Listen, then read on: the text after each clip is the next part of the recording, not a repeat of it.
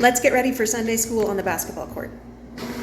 Today's lesson is about what it means to be a fisher of men. We're going to talk about when Jesus called James, John, Peter, and Andrew, and we're going to tie in the parable of the net to talk about how God has called us to preach the gospel to all people. So obviously, we need some fun fish-themed activities to go with the lesson. I'm making a bunch of these little fish plushies for our game. I would love to sew them all by hand, but I don't have time for that this morning, so we're hot gluing them together.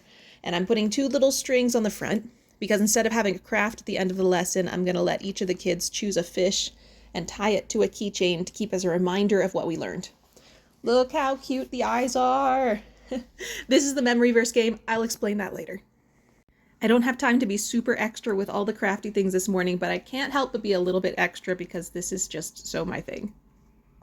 I'm printing the memory verse on sticker paper because whenever I do that, the kids put it in their school notebook or they put it somewhere where they're like actually going to see it and remember it forever. And so I really like doing that every once in a while as a special thing, but I don't have time to cut them out, so they're going to have to cut them out themselves. Being able to create memorable experiences for kids about God's Word is one of my favorite things in the world. I love being able to take the time to come up with some extra creative ideas to reinforce the lesson and Bible story that the kids will be thinking about all week. Also, it shows them that following Jesus and studying the Bible is fun and exciting and dynamic.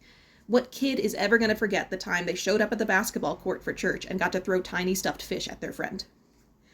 This is the memory verse activity. I put magnets in the fish, and each fish has a word from the memory verse. They had to fish for the pieces with a key ring on a string and drag them into the right order. I don't have any footage of the lesson because I was teaching, but it went really well.